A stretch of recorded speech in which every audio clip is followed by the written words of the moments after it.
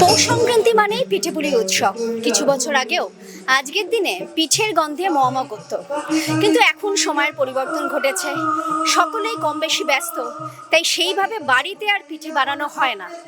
তাই অগত্যা ভরসা করতেই হয় মিষ্টির দোকান, আর এই সময় বিভিন্ন রকম পিঠেপুলি উৎসব হয়, তাদের উপর ভরসা করেই এখন লোকে পিঠে খায়। কিন্তু মনে একটা প্রশ্ন থেকে যায়, এখনো কি পিঠে সমানভাবে জনপ্রিয়? আসুন সেটাই জানার চেষ্টা করি।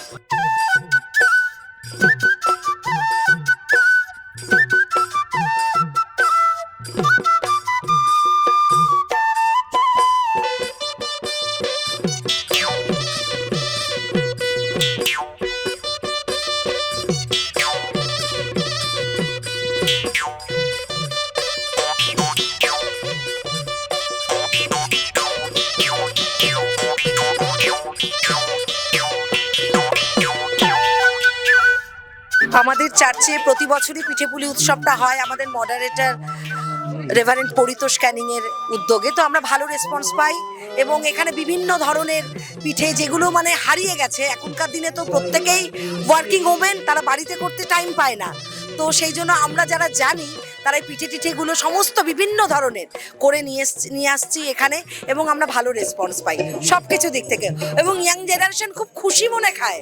আপনি এখানে দাঁড়ালেই দেখতে পাবেন, খুব আগ্রহ সহকারে আসে। আজকের এই ফাস্ট ফুডের যুগে এই জেনজিরা কি পছন্দ করছে, পিৎজা না পিঠে? ওটা তো নিজে ওটার pizza, this is a traditional, মানে এটা traditional R জেনারেশনটা, Magar for them to enjoy মানে এটা টাইম লাগবে, they have to be expose to this. এটা ওটা অত জানি না তো, but we have to encourage them the tradition of Bengal.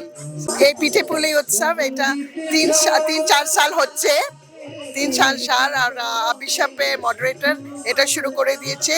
All churches of the women's fellowship সবাই স্টল করছে, অনেক ভালো ফেলোশিপ হয়, অ্যান্ড রেসপন্স অনেক ভালো। সবাই আর লোক আসবে, আর যে চার্চে ভিজিট করে ও সব আসে, কিনে মিক্স হয়, সব মানে বাড়িতে যে করে অনেক ভালো গরম মানে হৃদয় দিয়ে উইথ লাভ সবাই এসব করেছে। পিৎজা বার্গার থেকেও তারা এই খাবারগুলোতে বেশি আকৃষ্ট হয়, এসে এসে জিজ্ঞেস করে আন্টি এটা দেবে এটা দেবে, মানে তারাও আকৃষ্ট হচ্ছে আমাদের এই বাঙালির যে মানে হারিয়ে যাওয়া জিনিসগুলোর উপরে।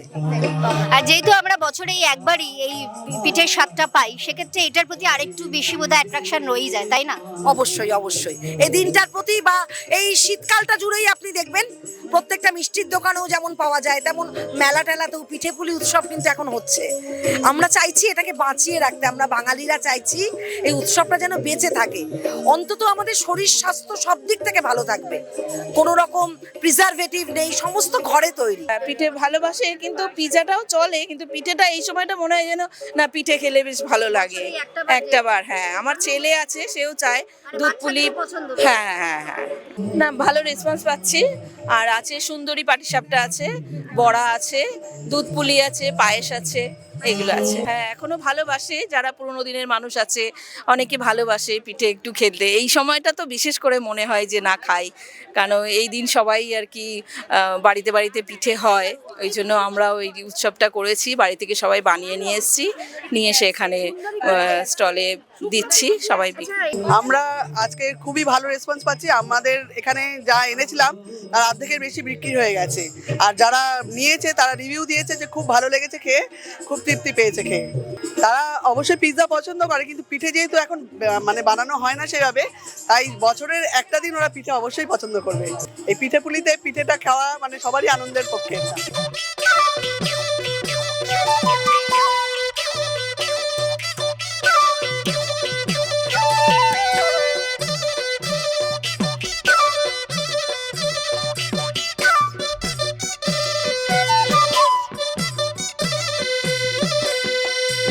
যতই বিভিন্ন ধরনের খাবার থাকুক, বাঙালিদের কাছে পিঠেপুলির একটা আলাদাই জায়গা রয়েছে।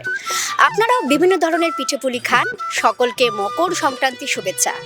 ক্যামেরায় কাব্য চক্রবর্তীর সঙ্গে আমি পাপিয়া নিচ্ছি আজকের মতো বিদায়। দেখা হবে আবার অন্য কোথাও।